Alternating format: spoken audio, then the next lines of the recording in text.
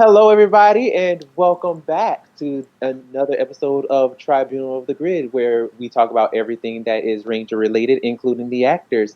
My name is Brandon, I am Lena. I'm Will. and we are back with another episode. We had so much to talk about that we had to break it up because we just knew that if we would have did everything in one episode, it would have been probably about a 2 hour, 3 hour episode. So we was like, yeah, we're gonna save our listeners, the ear time, and keep it cute for everybody. Um, but without further ado, we do have a good little show for you guys today.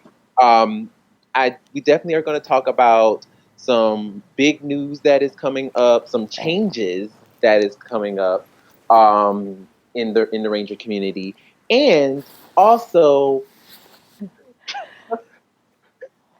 but yeah, we have the toys that made us, and if you have not seen it, you are missing. If you are an avid fan, some of the stuff you probably do know. But I feel like there was a lot of stuff that even like most fans did not know. Unless you know a lot of stuff like behind the scenes stuff. I mean, wouldn't you agree? Like, for the Mm-hmm. most part, They most of the were stuff. spilling some Yeah, tea. I knew about most of the stuff, yeah, but obviously they left out some of the real drama with the show because it's Right. primarily about the toys.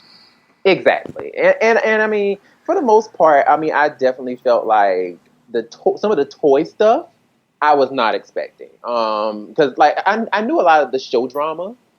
I knew a lot of that, but the toy stuff, I was like, whoa, I had no idea. So guys, give me your feedback. What did you think? I I was surprised actually. I didn't like I knew Saban relied heavily on the Japanese footage and the Japanese mold for the toys and everything like that. But I was really surprised by how much more was involved and all the behind the scene with the drama that took him to get to where he was or is, I should say. But yeah. Right. Yeah, I expected, a nice little documentary. I expected them to go in depth with things, but wow, at some of the info from just the origins in Japan. Some of the stuff about how uh, there's a connection with Stan Lee to Power Rangers and to Sentai. I mean, which we kind of Uh, knew about. Like, well, at least the three of us yeah, did. yeah. I guess not everybody knows that. I didn't really learn about that until literally maybe like 3-4 years ago. But that's pretty cool. And then Spider Man even has some like an influence because Stan Lee brought Spider Man over to Japan, and Spider Man had a mecha, a large robot, which Sentai didn't even have yet, and then that was the thing that got Sentai to have the mecha, which of course became Megazords in Power Rangers. You know, I'm surprised that Um, it never got introduced, like, in the actual Spider-Man we now see today with Marvel and stuff like that. Like, that he never ended up getting a Megazord himself. I can understand just from the stuff that I've seen since I was little.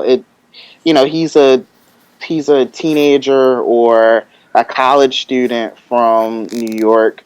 Most of his villains are the same size as him, so him having a giant robot wouldn't exactly make sense unless Oh, his come on. I mean, look his at his. Batman. He has so much things that he does not need.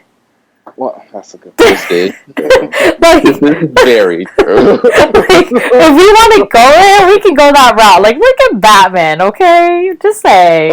I could see if he like going up against the Rhino, like if he needed like a big suit like Batman did when he went against Superman. Just do something like that. But he really didn't. He really doesn't need much. I always got so annoyed when I would see like Spider-Man cars or motorcycles, because I'm like, number one, it's not in the show, and for some reason, even when I was little, that bothered me when they had toys of stuff that wasn't in the show. I don't know why. Well, Will, don't you know? It's all about the money and the toys that makes the money. Exactly. I mean, if the toys that made us didn't teach you anything, it is all about the money. And it's all about the toys that makes the money. Oh. Yes, oh my God. They made a majority of the income that was made for Power Rangers, or from Power Rangers for Time Saban. It came from the toys. Like, the toys sold almost $1 billion, if not $1 billion in 93. That was crazy. Yeah, I mean, literally, it was like once they hit the shelves, they were already gone. Like, that's how fast they sold out. Like, that is insane. Yeah, and go ahead. I remember. I don't so much remember 93, but I remember Christmas of 94, and I can remember, like, even a little bit before that, because I remember I got the 5 karate action figures, the 8-inch figures. Lucky you. I still remember my mom and my big brother taking me there to get them. That was so cool. But I remember that Christmas. I remember when they came out with the Thunder Zords, and I remember seeing there were so many of them, so many of the toys. Like, they even had the risers above the aisles, and like the entire freaking aisle, like on both sides, had Power Rangers. Like, I mean, man, not like that today. It's but no, nowhere close. I see it today, and I think back to when I was little. Like, that is. But, what else? What else? There was it was funny when Saban talked about having sold it to Disney by mistake. It was elaborate. Like, so basically what happens is that when he was selling a bunch of, like, I don't know what the exact terms for this, so people, please don't come at me, but what I understood was that when he was trying to sell let's just go with properties. He was trying to sell a big chunk of properties to Disney, but he didn't want to sell the Power Rangers to Disney. But unfortunately, it was in the contract that all of it would go to Disney. Okay. And but by that point, it was already too late. And when he was trying to, like, you know, backpedal and try to get Power Rangers pulled out of the contract, obviously Disney's like, no, I want everything. It's all of it or none, right? Mm-hmm. And so at this point, he basically had no say but to sell it, and he felt guilty. He was like, what the heck? I can't believe I just did this. Like, I just sold the thing that made me the most money. Like, made him $1 billion. Yeah, right? So that's what ended up happening, was that he ended up selling it by mistake. This whole time we thought he did it on purpose, but really it was a minor thing that was in the contract that Disney would have all rights to everything, including the Power Rangers. And that's how he ended up giving it back to Disney. That's how he ended up selling it to Disney. And obviously Disney had the rights for the longest time. And then when Disney wasn't making money, Disney was looking to sell. So, of course, here's Saban. He's getting ready. He's getting his popcorn. He's ready to, like, go into a bidding war. Right. And guess what? He was the only one at this war. Yes, that part was so funny because I sent a little snippet to you guys, and it reminded me of an ex-boyfriend who's just going to take back a girl going back to the ex-boyfriend. He's like, oh, well, nobody else wants you. I'll take you. Right? So like, even his smug face, that was so funny. Right, even his, I was dying. I was like, no way. Like, I remember, like I said, like, I don't know the exact terms of, like, what they called it, but I'm just going with the word property because that's how I see it, right? As essentially selling a chunk of his property over to Disney, and Disney basically took it all. But I loved that. It was hilarious. He was just like, I was ready to fight, but nobody was there. Yeah. And that's man, like that's just so crazy. Like Oh my god! how big Power Rangers was, and then just a few years. I guess about a decade There was a later. I guess decade. Yeah. It was a decade, yeah. it just like there's no bidding for it, and it had been around for so long at that point. Well, I think also because they were losing ratings. They were losing toy sales. Yeah. They were losing ratings. So at this point, that's why Disney wanted to sell it, because Disney's like, well, heck, we're not making money, so why are we keeping this? Saban said that he saw that they weren't really utilizing the property correctly. Well, not even just that. So no, totally okay. Not even just that. Saban felt that it wasn't his Power Rangers anymore because they weren't fun. They weren't goofy. They were too serious for him. Which doesn't make any sense because he had seasons that were serious. But nonetheless, Disney still did a decent job at, like releasing all of these. And a lot of us actually end up liking some of these series much more. Yeah. Right. So I thought that was kind of funny that he was like, no, it wasn't fun anymore. It wasn't Power Rangers.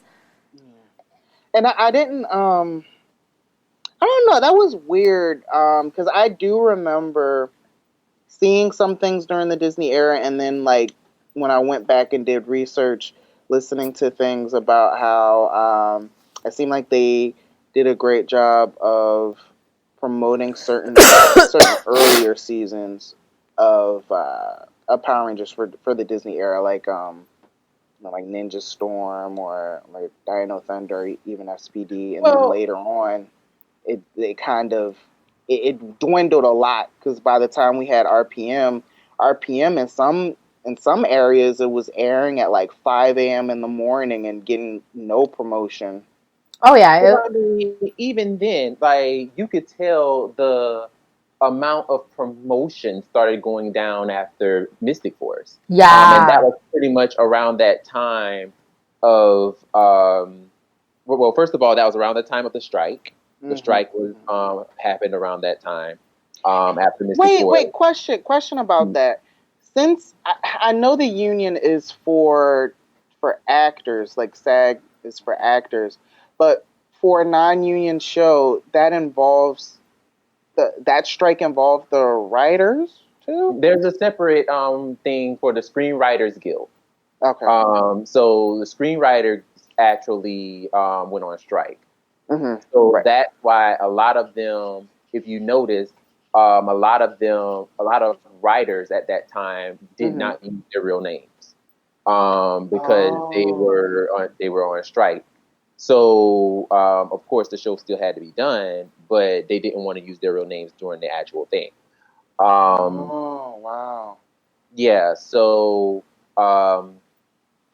just to go with that, that's also another reason why Operation Overdrive suffered because of the strike as well. So, I mean, there was a lot of stuff that happened around that time that unfortunately really hurt Power Rangers, and it also hurt the promotion of the show. I would think because also too, if you notice, you didn't hardly see any promotion for Operation Overdrive that much. You didn't hardly see any promotion for Jungle Fury, and you definitely didn't see any promotion for RPM.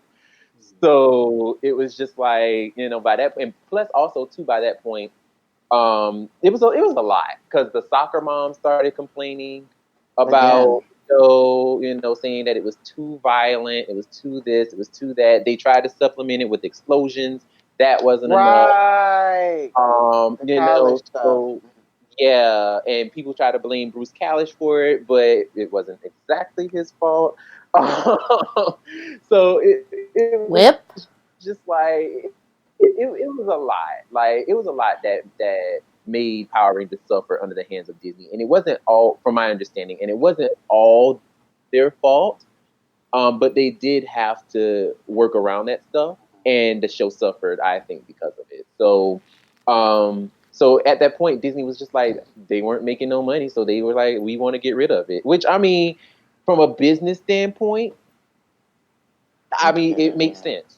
from a business standpoint, but also too at the same time, it's like, well, if you really actually believe in the brand, you know what I'm Yeah, you saying? could make Like, if you something out actually of it. believe Yeah. in it, you can make something out of it. But they were just like, we're done with it. We're it's giving us too many problems. Yeah. So And I yeah, noticed another thing. Our friends over at No Pink Spandex, Lisa, she interviewed the EP, Brian Volkweiss, and he talked a little bit about the episode, the EP of The Toys That Made Us, and he talked a little bit about the episode, and um, one of the things that he mentioned was the fact that Saban doesn't do a lot of interviews, so he was it was really a big deal that he did it.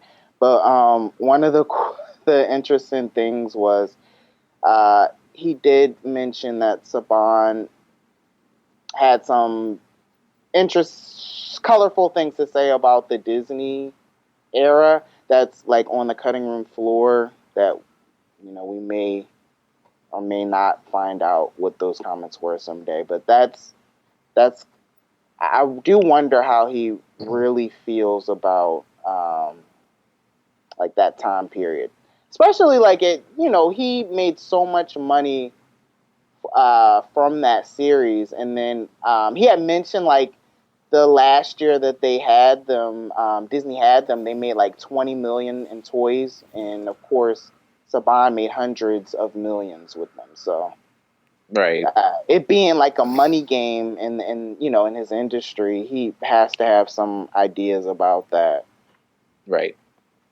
So, and I mean, another thing that I also found very interesting with it as well um, is just the fact that Cars just does not work with Power Rangers. I Oh, find right. that so interesting. Um, it, you would think that because we as Americans, we do things. We like Cars is something that is something that everybody sees, everybody uses. It's not like Relatable. mythical. Yeah, like it's not mythical or anything like that.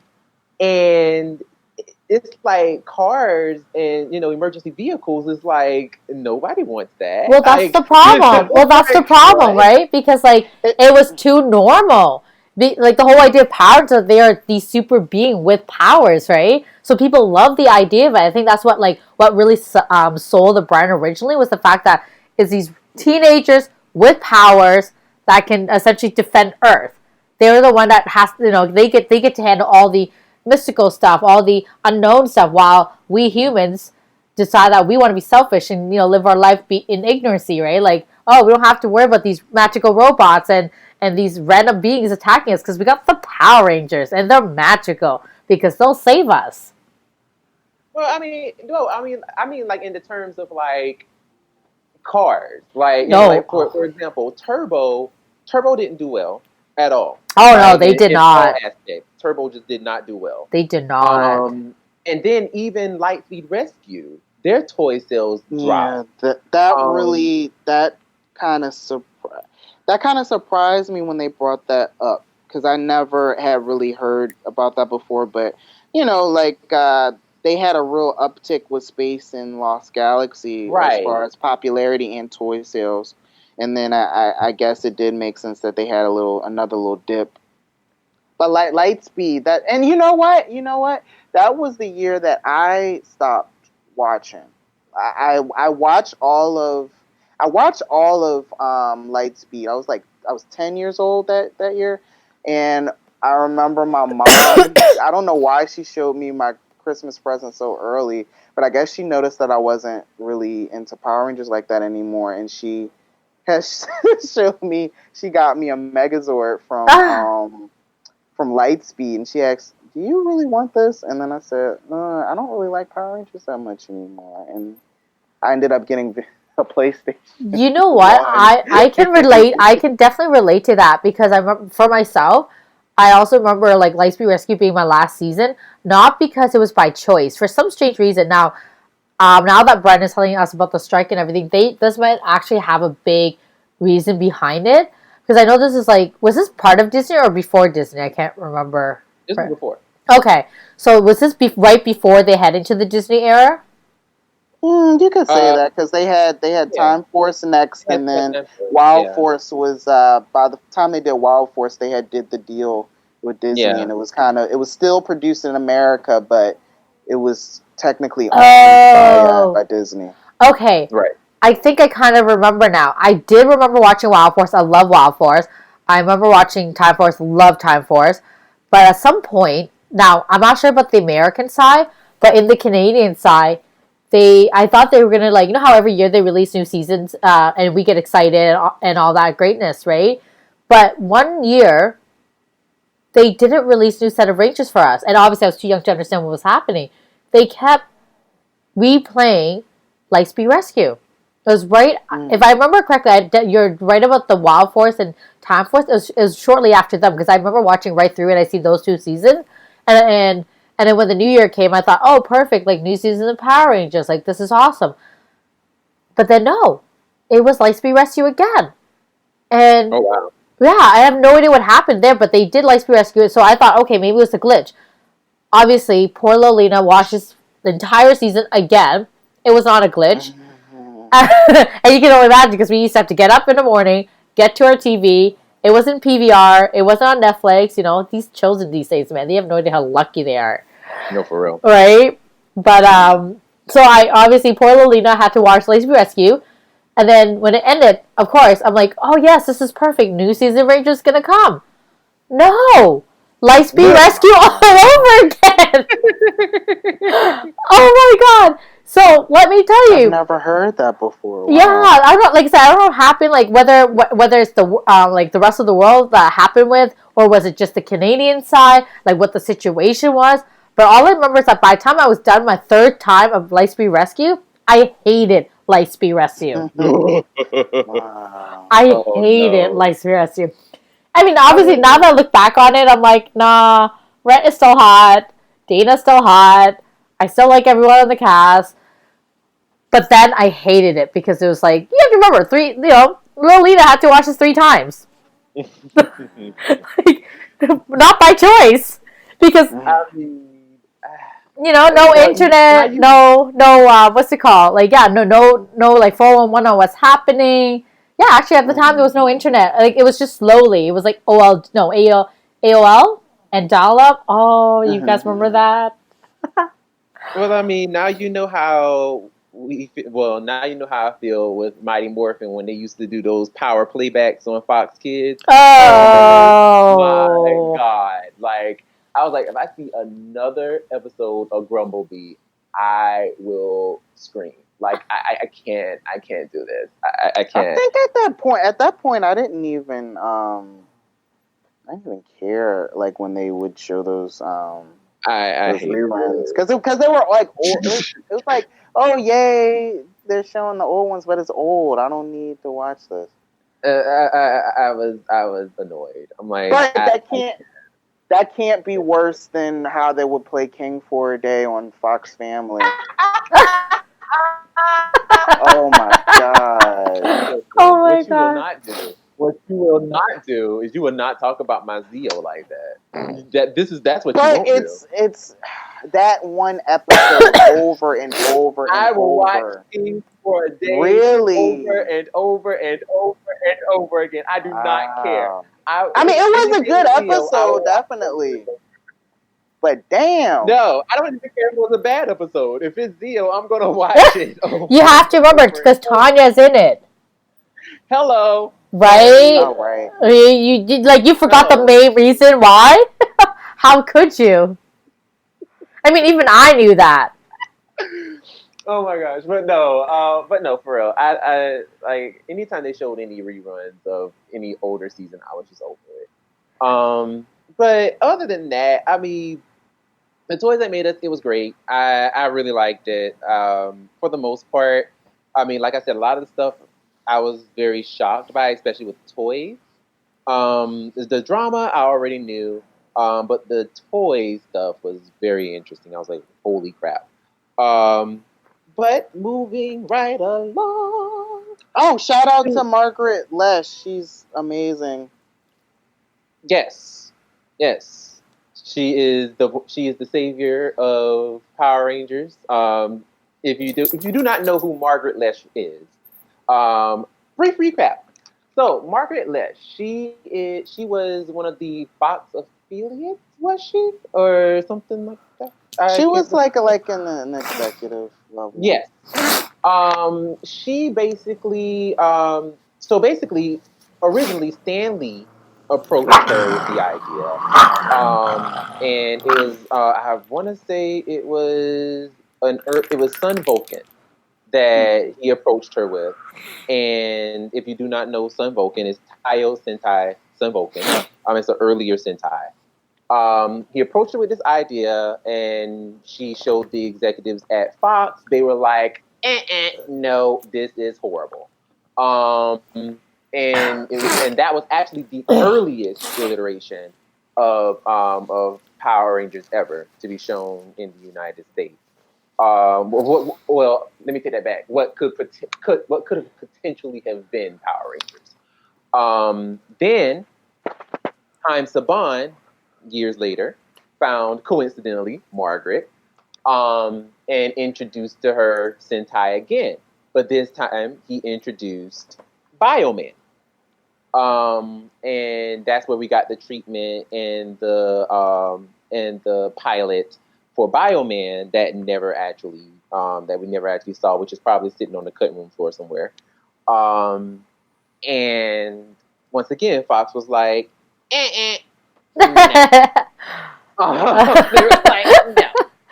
Oh. Which actually, if you look at the names and stuff on Bioman, a lot of those names were reused for Power Rangers. So that's a cute little side note there. And then Haim Saban started again because he was not going to give up. He brought. Yo, that man did not give up. I really give him kudos for that. Like, I was like, yo, I thought, like, the way he was going on in the interview too, I just thought, wow, he fought really hard for this. Like, really hard. He believed in it so much. And he had that smug smile too while he was telling us. Right. But, it's just like, he did it, he tried it again. This time it was with Kyoto Sentai Judanger. And this time it worked, and that's how we were able to get the iconic dinosaurs that we know and love. And if it wasn't for her basically being like, no, I'm going to show this. Please. And that deal she cut with the affiliates, because like the affiliates did not want to do it, so she said you are going to get a lot. That's a piece of it. The affiliate, the deal only arose only because of the fact that when they showed it, immediately people loved it. Like off the first second, the viewers immediately loved it. So that deal was struck where the affiliate of Fox had shareholders of the toys. So all the money that the toys made and everything, that was the first time ever in history that the affiliates and all of those people got a cut of all that money that the toys made. So all those billions and billions of dollars, everybody had a piece of. So that was like the first and only time in history that one of the only times in history that that's ever happened. And that happened with Power Rangers. So I mean, like I said, it's thanks to Margaret, because if she didn't basically go, no, I'm going to do this, and basically was like, she risked her job. Like basically, her bosses was like, look, if this doesn't work, you're out of a job. Like that's it. And her whole livelihood was riding on this show. And for the fact that the first second, as soon as, the first second drop, people loved it. It was like, holy crap, like my job is saved. And I just put a whole millions and millions of dollars in these people's pockets. So, it's like, you kind of have to say if it wasn't for. I mean, I know a lot of people give props to Haim, but you can't really give props to Haim without giving props to Margaret. So shouts out to her, to the real MVP. Yeah. Margaret Lynch, gotta love her. But kind of sliding in, transitioning, with people creating stuff. Don't we got some creation stuff going on, Lena, with the Ranger Ranger Things. Things? Absolutely. So because we got, so busy with last episode that we get a chance to add this one in. Y'all remember Bryan Cranston, who obviously Billy's named after, and Zordon in the 2017 movie. He actually released a book a few months ago, if not maybe longer. It's an autobiography of his life, and it's actually kind of cool. In the book, I got a glimpse of it, and it actually looks like he's writing from each character that he ever played point of view. So the book starts out, with him as Walter White, and it talks about how what his thoughts were when he basically killed, what's that chick's name? The one that played Jessica Jones. Kristen Ritter. Yeah, her character, who was dating Aaron Paul in the TV series. I'm not sure if you guys ever seen Breaking Bad, but essentially the scene is that she was interfering with the relationship with Walter White and Jesse Pinkman. So Walter knew he had to get rid of her somehow, but he didn't know how. And the best way that it actually came into his lap was that she was high on, I believe, cocaine. I'm not very good with drugs, so I don't know the difference. Just throwing that out there. But she ended up. But what I understand was that if you're high on drugs, you have to put somebody on their side. So when they throw up, they don't choke on their own vomit. And so what ended up happening was that she started throwing up. And all Walter White had to do was turn to her side, and she would obviously just vomit to the side, and she'd be okay. But instead, he left her on her back, and she ended up choking on her own vomit and then died. And that's how Jesse Pinkman lost his girlfriend in the Breaking Bad series. And I'm sorry if I ruined that for you, but it's been a really long time. If you guys haven't seen it yet, that's not my fault. Just throwing that out there. Mm-hmm. And so in the book, the first page actually talks about his thoughts on it and what was going through his mind while he was looking at her, debating whether or not he should save her life. So I thought that was really interesting, and obviously, it leads into different parts too. So it's kind of cool because from what I can understand, it's just different parts of his characters, their set of mind, what they were going through at that time, and of course himself as well. And because he loves his co-star so much, Aaron Paul, the two of them decided to get together and created a liquor. It is called, how do I say it again, guys? Dos Hermanos. Dos Hermanos. Okay. Two men in Spanish. Is that what it means? Yeah. I believe so. Yeah. I'm not sorry. My Spanish is rusty, so I think those were their names. I mean, you know what? I'll go with it. Hey, I mean, you seem to know better than me. So, I'll go with that, But yeah, so basically it's actually really cool. You guys should totally check out their Instagram page. They got these really cool beachy vibe shots out of this. They look so so groomed, so professional, and this band essentially just came together all because they wanted to work closely together again. It's such a cute little bromance, so I thought that was super cute. But unfortunately, it's not available in Canada, so I can't order it. But right, but I think it's in selected places in America, and from what I last checked, it's not bad for this pricing. It's about, I think, $62 per bottle, Canadian, I believe, or US. I could be wrong, actually. I don't even know now. I didn't look at that carefully. But anyways, so should you guys want to check out their brand, you guys should. I heard it's really good. I would love to try it. Should I ever go and visit again, which I most likely will. I don't know why I said like that. But anyways, moving on. Becky G actually finally released her first ever album. It is a collection of all her other songs that she's released over the years. And she released a whole new handful of more new handful of music that has never been released before in the past solely for this album. And Ooh. yeah, so it's really cool. Like she made music video to all of these songs too as well, so it's all online if you guys want to check it out. I'm gonna get Brennan to help me out here. I can't pronounce the album.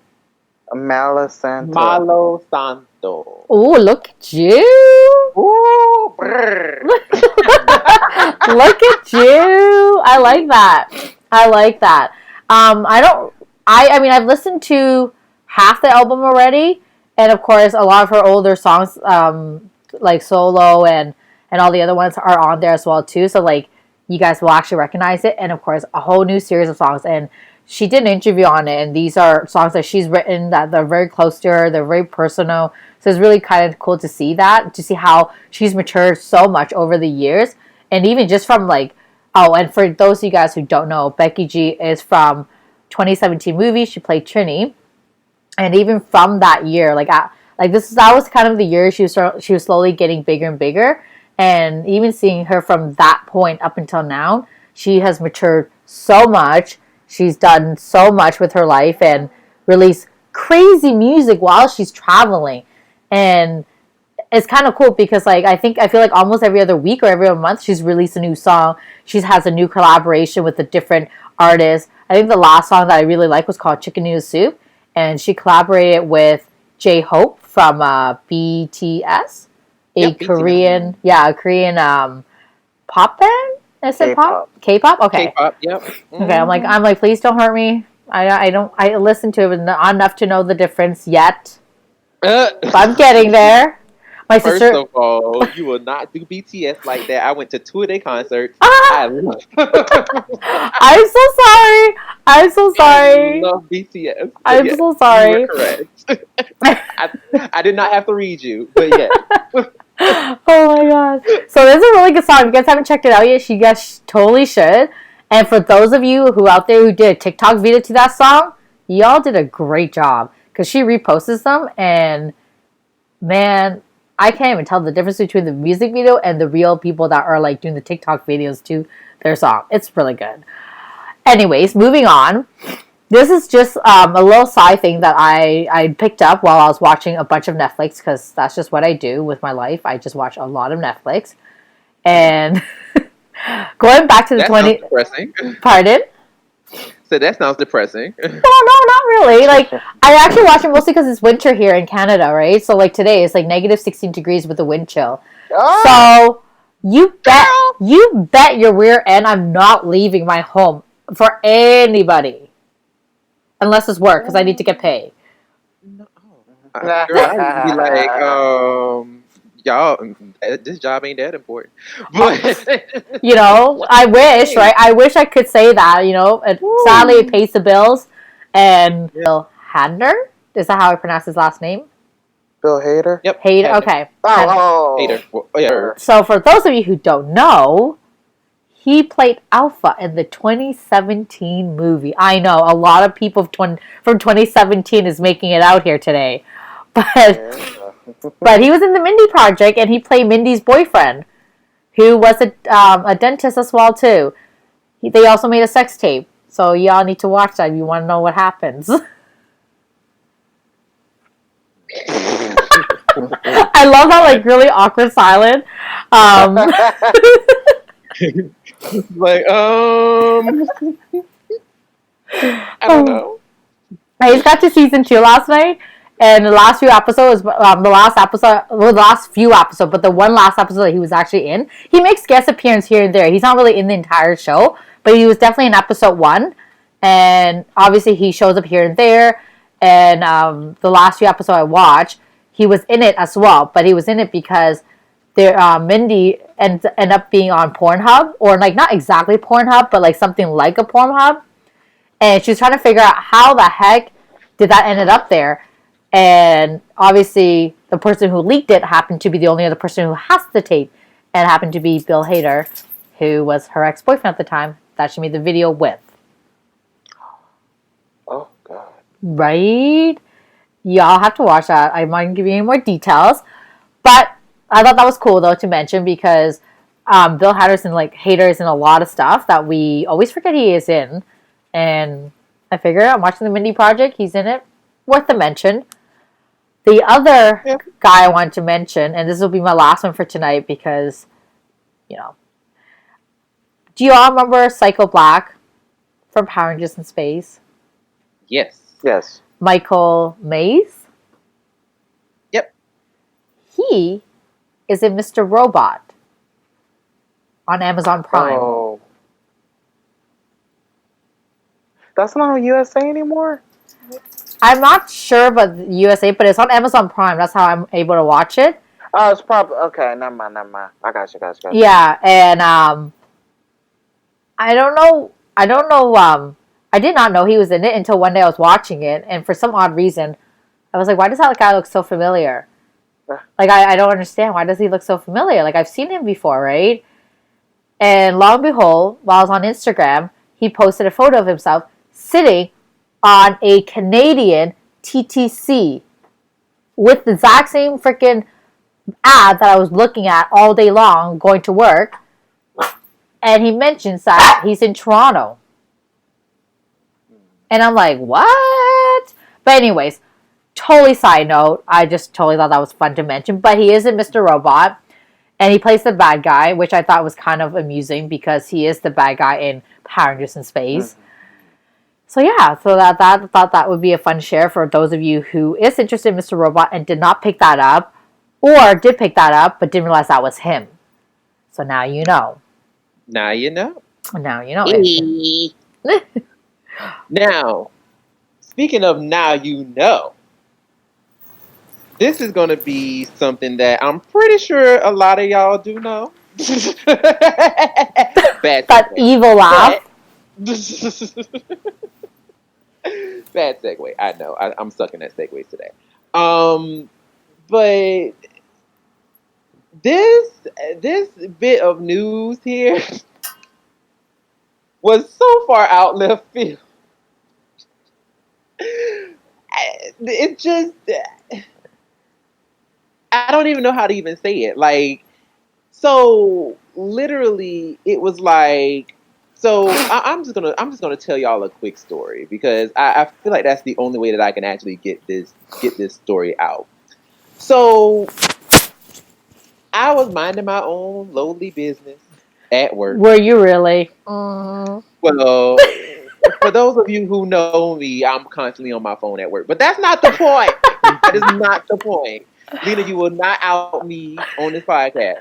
I do work, y'all. I really do. But while I was at work, go on. I was just minding my little old business, and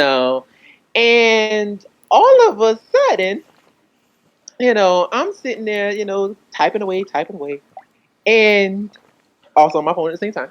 And I'm scrolling down on Facebook, and I see a cute little article. How cute? And I'm like, it was cute. It was cute. Cute little article. And I'm like, what's this? I click on the article, and it is from the Illuminati. Illuminati?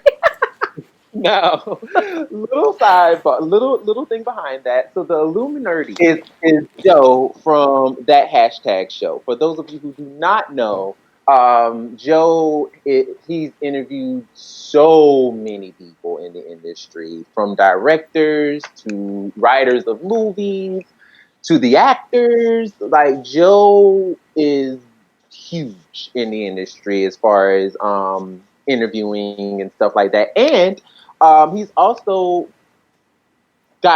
has some connects who gave us some information, some rumors, that some of them did not come true, and some of them did, but they were kind of a mixed bag.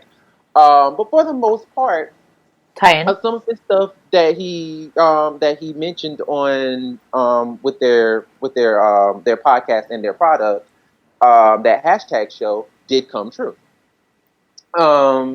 So he went ahead and he went on his own, and he started the Illuminati, which the article featured a once again, this is a rumor.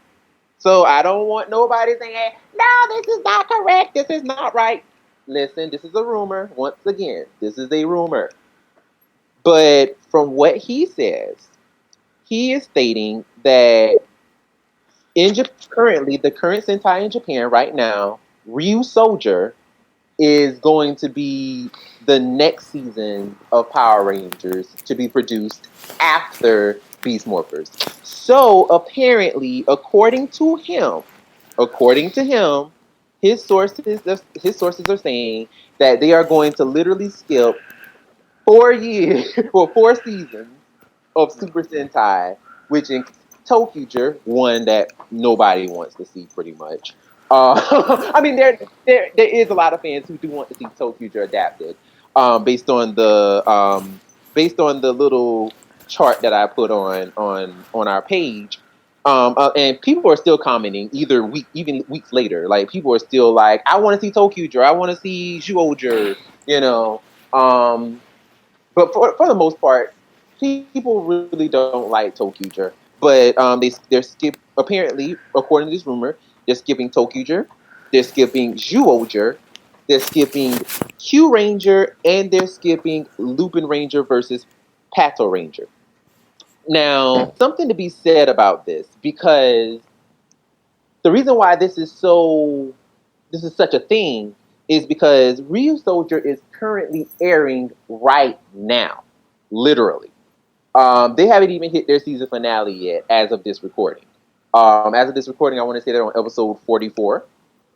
So this is huge because we're skipping several seasons, which means that if this does happen, they might, pull a Beast Morphers and come back to maybe Zhuoger or something like that, the following year or something like that. But the fact that we're skipping all of these seasons and going straight to another dinosaur themed season is very interesting. And I mean, honestly, my personal opinion, don't really care for a Ryu Soldier like that. But I mean, that's just me. But they're going and doing another dinosaur season, and according to him, his reasoning for them skipping Q Ranger is weird, and I want us to talk about this because to me, and I'm going to read you exactly what he's saying with the Q Ranger stuff. So in the article, he actually quotes. It's worth noting that Hasbro isn't interested in Q Ranger because of the large roster of Rangers and the Yellow Ranger's outward pointing helmet being a serious safety hazard, and felt that it would be too hard to get around. Now, let that digest. That sounds extremely stupid. I said let it digest, Lena. I'm sorry. That's like the only thing that's screaming at my mind right now. What the fudge did I just hear? And why was it even said? Why are people even allowed to read this? Or even hear this? Like, what? Apparently, that's what the source says. Now, for me, I find it, like Lena, I also do find it stupid. But first of all, let's dissect this quote here. Let's dissect this, because I just want to state how weird this is. How weird this sounds. So they're not interested in Q Ranger because of the large roster of Rangers. Okay. First of all, did they not see Dino Charge? I mean, look, like Dino Charge literally featured like nine Rangers. Like, boom, there you go. Like, it was one of the largest Ranger groups we've ever had, and Judd Lin, I think, did a decent job with putting people in, creating characters that, some got more development than others, but for the most part, each character you knew who they were. You know, um, and I think he did a good with that. And Q Ranger literally only had like maybe three more characters than Dino Charge. So I feel like that wouldn't be too hard to get around because even then, Q Ranger, if they actually looked at Q Ranger, and I'm probably speaking now to the Sentai fans and the people who watch the Sentai, because I'm pretty sure most Power Ranger fans have no idea what Q Ranger is. But please look it up. It's called I want to say it's Uchu Sentai Q Ranger. Please look it up. It's a great season. But even then, the show never actually utilized all the characters at once. They always separated them and kind of gave each character tried to give each character to shine because, I mean, honestly, Yellow and Green just got nothing to do for a whole 50 episodes. But for the most part, I mean, they pretty much tried to make everybody, aside from Lucky, the Red Ranger, just, he had everything in the world to do. But everybody else, they kind of tried to give them at least characterization, at least so you'll know who they are. And I think for the most part, they did a decent job. So, and also, too, not everybody was in every episode. So I just think that can be done. If Dino Charge was able to do it, that, they could be able to do it with Q Ranger. That's my thing. And then also that the Yellow Ranger, the helmet being too pointy, the toy could literally just be rounded out. Like it doesn't have to be pointed. Like that's BS. I feel like you have to call it the way it is. That's straight BS. Like you can just round it out and call it a day. So thoughts, guys. Like, what do you guys think? Well, they can't round that out because then they can't use the footage anymore. Well, no, I mean like the actual toy. Oh, yes. Yeah, like I mean the helmet on the show, it can be as pointed as it want to be, Oh yeah, that's right. But the toy, yeah, I mean, so round it out. Right, round it out. What's the issue? Isn't that what they have always done with the toys from Japan? Like, remember how they were talking about in the Toys That Made Us that they took the models from Japan that had the same toys, but because it was too sharp for US or for North America, they rounded up. Exactly.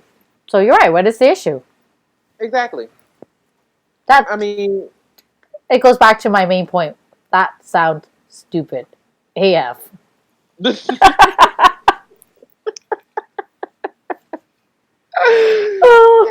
I mean, I was not. Honestly, I just wasn't. The reasoning behind it was just very. It was weird. I didn't. I don't know if I actually really believe the reasoning behind it. What? But how accurate is this like source? That's the thing. Of course, he wasn't able to reveal his source, which I mean that's understandable. But dealing with that kind of medium and that kind of spoiler, just the fact that even got out and it is big. Like that that's huge. So you need to have a source to back yourself up because fans like us is going to be making episodes about this or having like a whole breakout on the internet about this. So I'm just saying like people need to have like at least a legitimate backup. Something that really does say this is what this is. This is where I got it from. This is as reliable as we're going to get. There we go. You all can say what you need to say about it, but this is the real reason, But you can't come at us with this and be like, yeah, I can't review my source. Sorry. Well, I mean, also to protect that person because, like I said, this is huge. Like this is really big. Of course, you need to protect that person because then I think that person would be killed if we found out who said it. Exactly. Well, he would be out of a job, and you know that literally Hasbro, I'm pretty sure if this is true, Hasbro is like locking it down. They probably bringing out the hounds, probably trying to find out, probably grabbing people's phones, like who you talking to, like probably looking at these emails. Like, I mean, they are probably losing their minds because it's like this kind of information is like it's so huge, especially to us, because everybody, this is around the time period that everybody wants to know what's going to be the next season of Power Rangers. Like, this is the time where all of us want to know, and the fact that this is going to be Hasbro's first solo ever. Like, we're actually doing this under, there's no acquisition going on. Like, this is literally our first season ever that we're going to be producing on our own. With no help from anybody from previous seasons or anything like that. We're solely doing it on our own. This is their first season, and it gets outed like that. Like, that's intense. So, I mean, for him to come out with that, just, and also too, to add to this, he also wrote in one of his articles, in the article he wrote that basically saying that, and I'm paraphrasing here, basically saying you guys should believe me because of my track record. Wow. Yeah, and to me, it's kind of like, that's ballsy. I was just gonna say that because, like, I remember from even having a conversation with you, not all of his stuff is accurate. Right. Exactly. Because if we remember correctly, I'm just saying. I'm not trying to out anybody. Just because let us rewind. Let's go back into time real quick. I know we remember that he said that Johnny Yambosh and Nakia Reese was going to be in Dimensions in Danger. I know y'all remember that. Because I got hyped. Because I just knew it was going to be Zeo forever in Dimensions in Danger. I was skeptical, and I'm glad I was. Because we all know. Well, and I remember people asked Johnny, and he even said, "Well, last time I checked, I got invited, but that was it." Right. And was that an invite from like the last time, or was it? No, recently, like it was for the dimensions or what have you. And then something happened. Yeah, because like I'm not sure if you recall, but like a lot of Rangers actually came out and had mentioned that they also got the letter asking them to come back, and it was like, I remember a lot of Rangers came up saying the same thing. I can't remember. I obviously can't name all of them right now at the top of my head, but I remember there was like a swarm of them, and it was exciting because we were like, oh my god, like that's so cool. Like, it's been so long since we've seen literally most of these Rangers, and the fact that they're gonna have them all in one episode, it's a big game changer too, right? So they all said they all got the invite. We're all excited about that, and then radio silent. We heard nothing.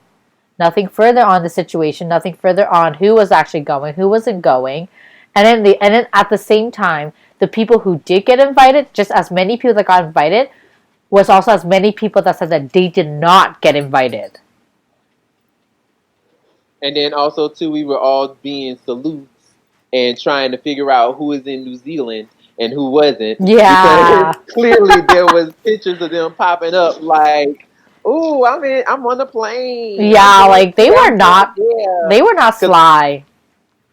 Because I'm not gonna lie, like I was all over Catherine Sutherland's Instagram. I was all over Steve Cardenas' Instagram. Like, what's going on? Where y'all going? You know what I'm saying? Oh my god, I was over everybody's Instagram. I was like, y'all, they're all going, like, and they weren't even sly about it either. Like they they would make some kind of stupid excuse, but like it wouldn't fit into what they were doing, and they'll expose something, then they realize they exposed us. Like they mentioned something by mistake, then they try to backtrack. Yo, they were sly. They did the best they could. But it's just funny how, like, we originally thought that certain people were going to be there, and then it turns out, for whatever circumstances or just lack of, correct information on their part, that on the hashtag show's part, that those people weren't there because obviously Nikhil wasn't there, Johnny wasn't there, Nope. and other people that they listed wasn't there.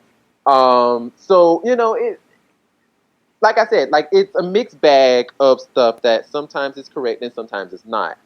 But that's the fact that he just mentioned that, I've never been wrong, like for the most part, and all my stuff is pretty much correct. It's like, that's kind of ballsy for you to say. And then also too, to add to that, I just kind of feel like there's so many ways that he could have went about it without actually being like, you guys really do have to trust me. You know what I'm saying? Like there's ways to report stuff,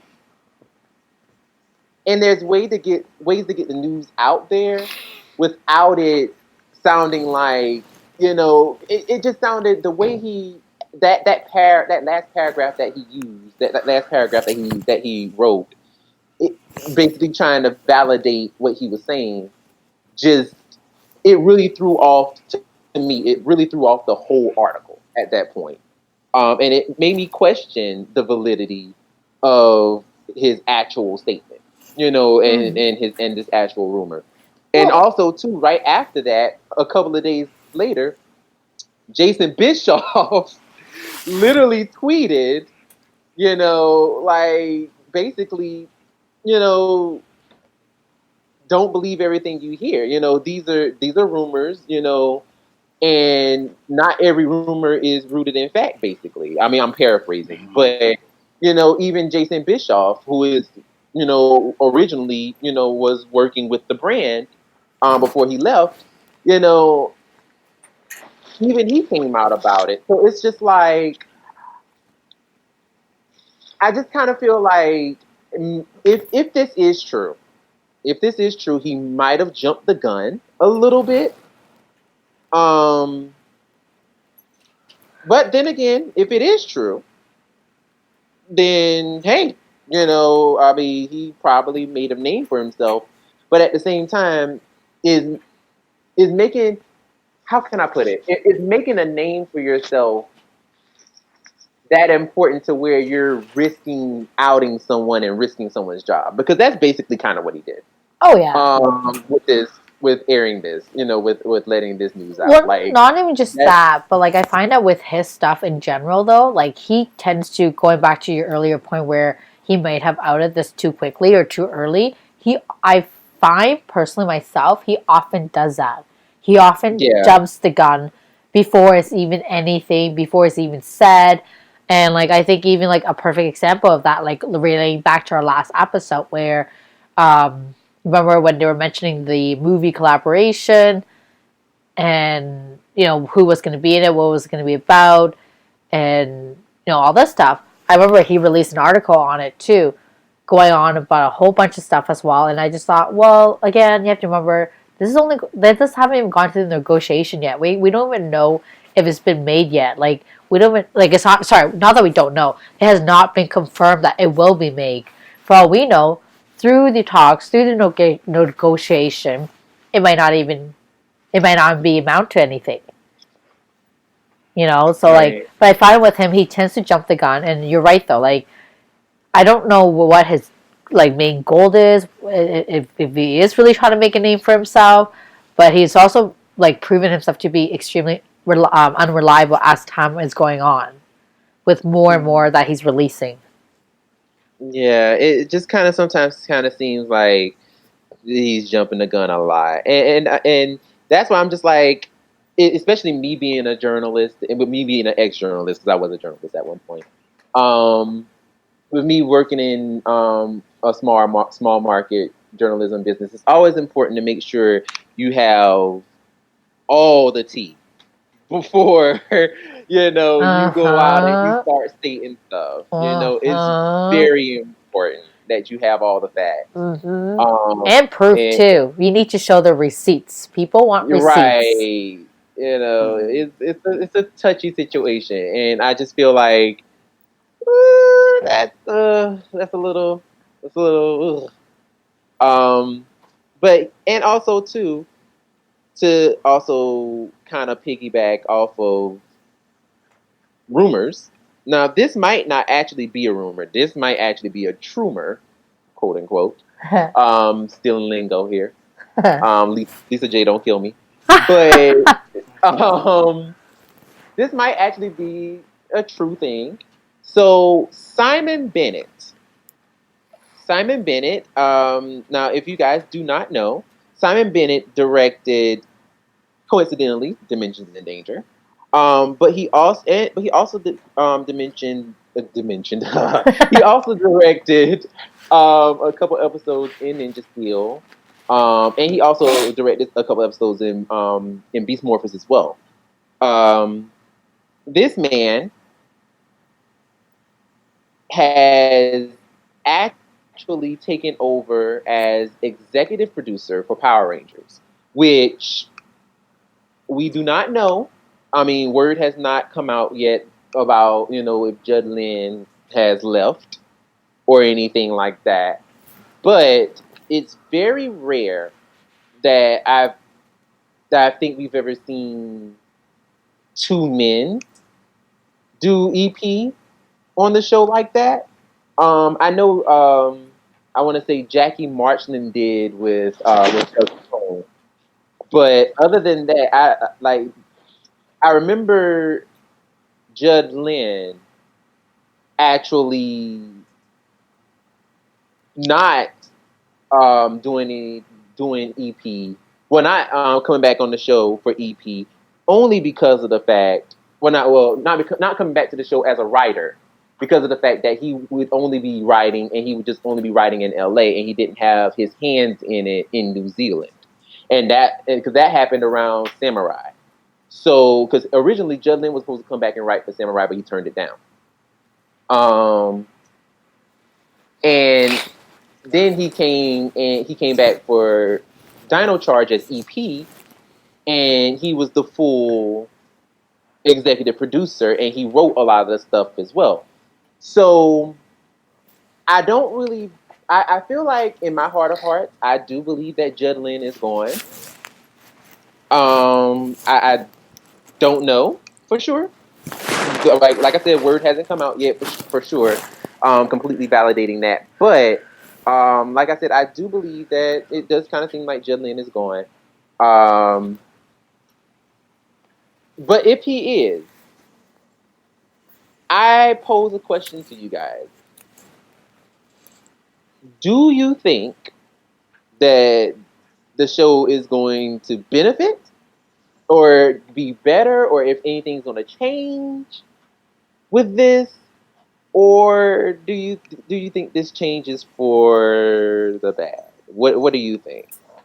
Well, I think it's we have to wait and see situation, just because this is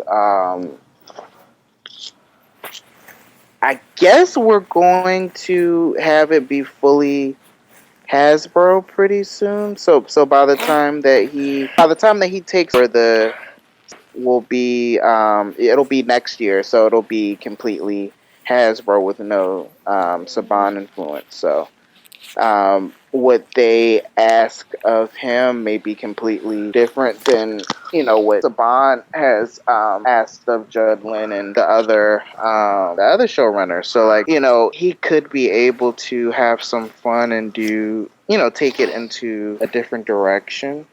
But like I said, that's very possible, just because the people running the show will be different next year compared to what we've had the last 8 years. Right.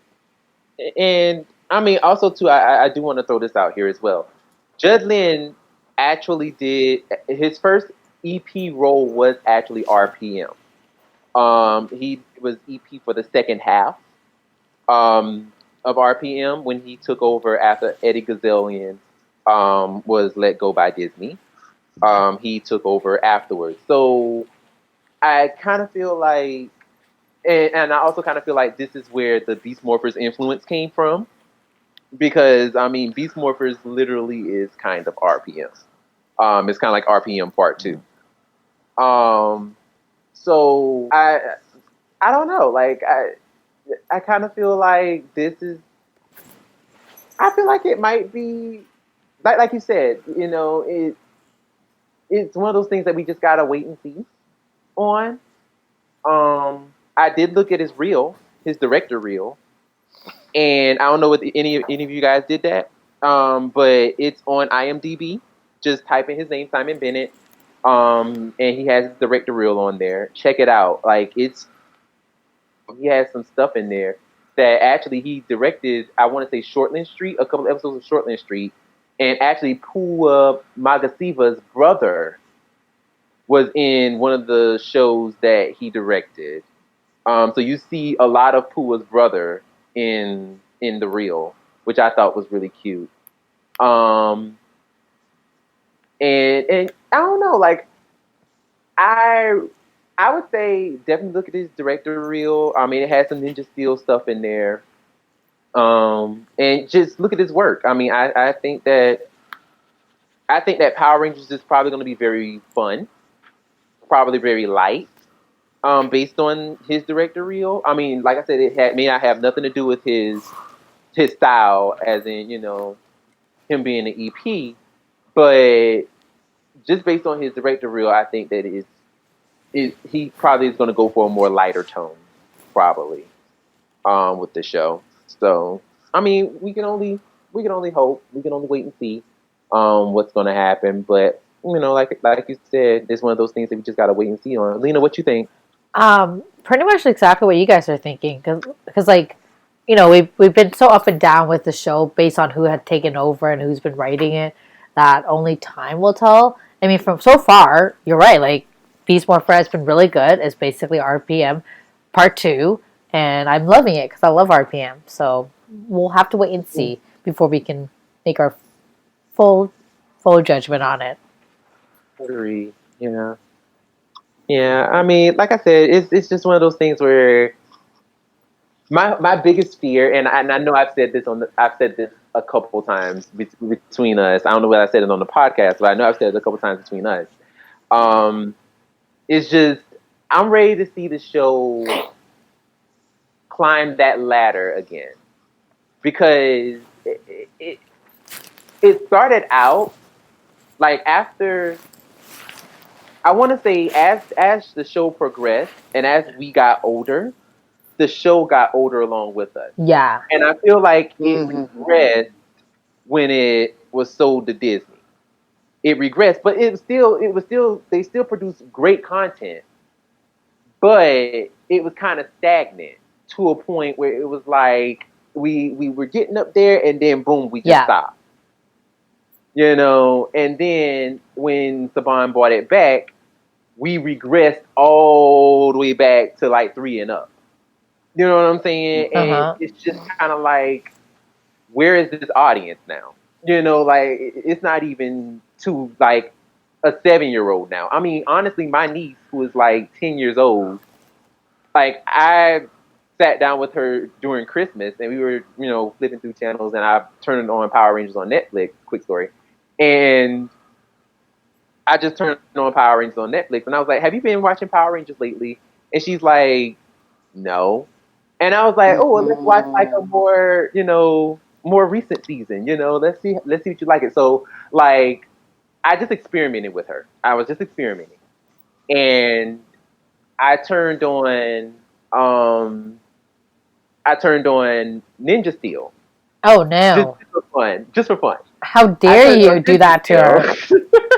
That poor child. Oh my god. I was tormenting her, okay? But God. but no, actually, I turned on Ninja Steel just actually because I wanted to see a specific episode because I was doing something I can't remember what it was, but I was looking for a specific episode, and I cut on Ninja Steel, and she was with me, and she was just like her face.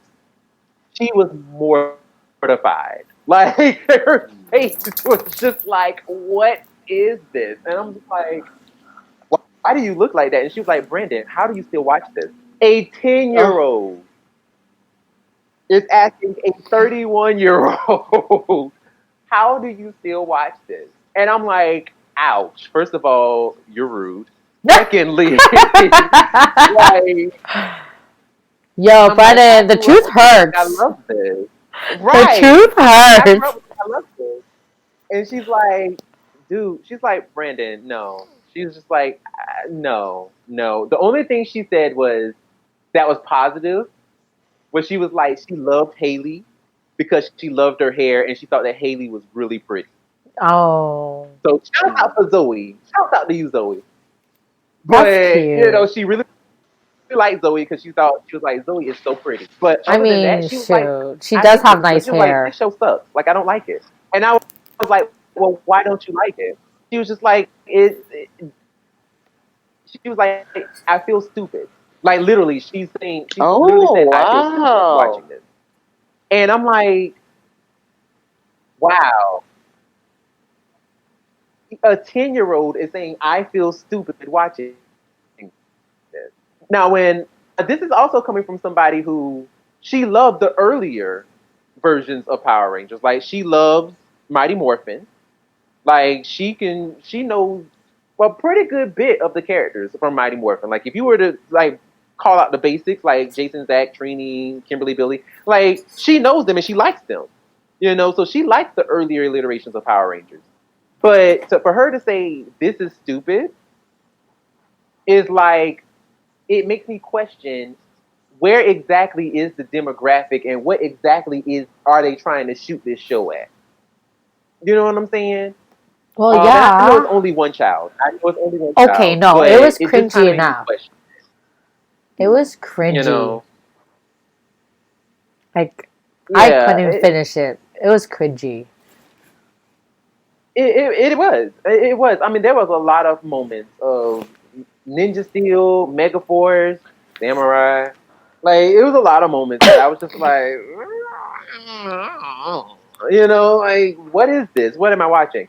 So I'm hoping that Simon Bennett and his team brings fresh eyes to the franchise, but also don't dumb it down any more than what it's already been dumbed down to. Like at this point, Well, it I doesn't really even feel need to like be dumbed down. Just talk normal. yeah, yeah, talk like human beings at this point. I mean, there's so much wrong with the show. I feel, Stop but that stupid slapstick comedy. that yes, yes. Like, I mean, and sometimes the slapstick comedy it kind of works sometimes, but Not recently, at least not for me. I mean the Vic and Monty stuff with Monty flying like 50 feet in the air. That stuff is just ridiculous. It's not realistic. But no. But I mean, like the stuff with Ben and Betty, it's I was, kind of been. I was It's just been gonna I mean, say iffy. yeah, that those those ones two, have been they do a good flying job. in the air too. It's like no, but the thing is, when they do it, it reminds me of Broken Skull, where like when Monty and what's the other guy's name? Victor. Victor. When they do it, it's it. I'm sorry when if it offends anybody, but it sounds like two dumbheads. Like you know that movie Dumb and What is a Dumber. dumbhead? You know that like that movie Dumb and Dumber. Oh yeah. It's like them, except worse. Yeah, yeah. I mean, It's those characters were just written very weird. it was Like, so cringy. I couldn't. I remember just watching it, being like, "Who finds this funny?" yeah. Like No, I literally said that what? audibly. But like when Betty and Ben did it, it was cute. It was like, oh, okay, yeah, that's cute. That reminds me of Bulk and Skull. Like when they did it, it was like a good sense of humor. Obviously not all ha ha ha, but some people were like, okay, that's cute. Like a perfect example is when Betty turned around and walked down a flight of stairs. That was a 2-step ladder. I'm like, hey, yeah, that's funny. That's basically me in real life. That's cute. I can relate, But like Victor and Monty, I think that was no. cute. Like things like that are funny for Betty, but like getting cake in your face or bubbles dumped all over you, and you having Morph X loose so you fly all around the Zord Bay or slide down the Zord. Like, come on now. I don't. Honestly, Will, I don't think it's ever gonna top Monty being shot into a bullseye. Yeah. I don't think it's ever gonna top that. Like that was one of the worst things I ever saw in Power Rangers. When that mug was shot into a bullseye, I was like, this dude should have his spine shattered. Like he should be in a wheelchair for the whole rest of the season. Like, I mean, there's no way this kid should be walking. And like literally he shot through a bullseye. And like and another episode that I thought clearly these two should be dead was when one of the alien ninjas from I think it was like Super Ninja Steel. I can't remember it that well because I didn't watch it that much, but I do remember this. They were trying to capture the Rhino Ninja or whatever, and he put them in the net, the same net that they were going to shoot him and capture him in.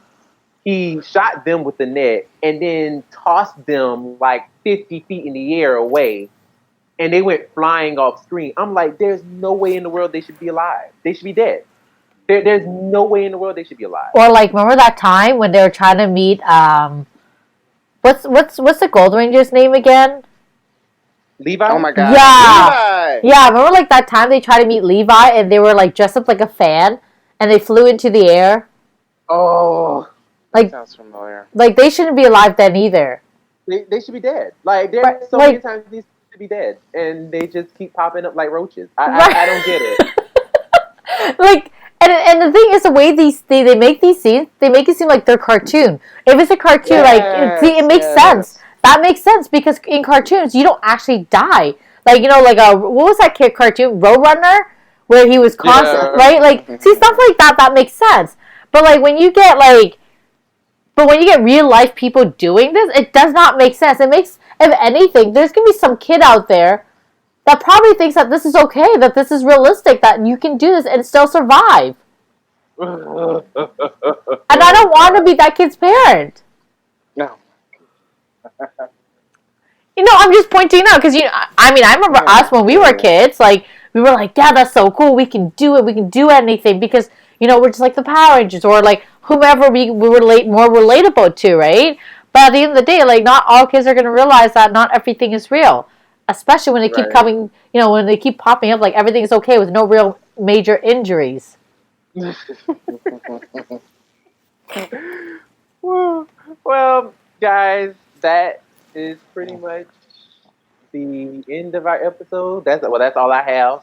Ooh, I got one more thing. I completely forgot to mention this, but I did mention this on our Instagram page way back in December. Y'all remember Peter? Now that we're on Ninja Steel, yeah. Peter, from the Blue Ranger from Power Rangers Ninja Steel. What character did he play? What was Preston? Right. Presto.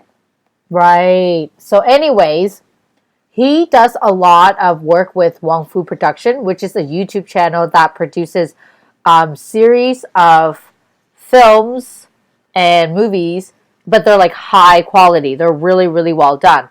Anyhow, he has a new little short film out and it's called Handle with Care, and it was for Christmas. So it's super cute. If y'all haven't checked it out, do so. And that's it for me. Awesome. Will. No, I think that's about it for now. All right. Well, um, I'm just gonna go ahead and let everybody know we are on Instagram. We are on the gram. We on the Twitters. We on the Facebooks. We on the SoundClouds. We on the YouTube. You know what I'm saying? Under the same handle, Tribunal of the Grid. So if you type us in, you will find us. And yeah, share, like, share us with a friend, whatever you want to do. You know what I'm saying? Just show your love and everything. Show your support. And yeah, we will be right back with you guys with another episode coming soon. And once again, this has been another episode of Tribunal of the Grid. My name is Brandon, I am Lena. I'm Will. and we will see you next time. Bye. Bye. Bye.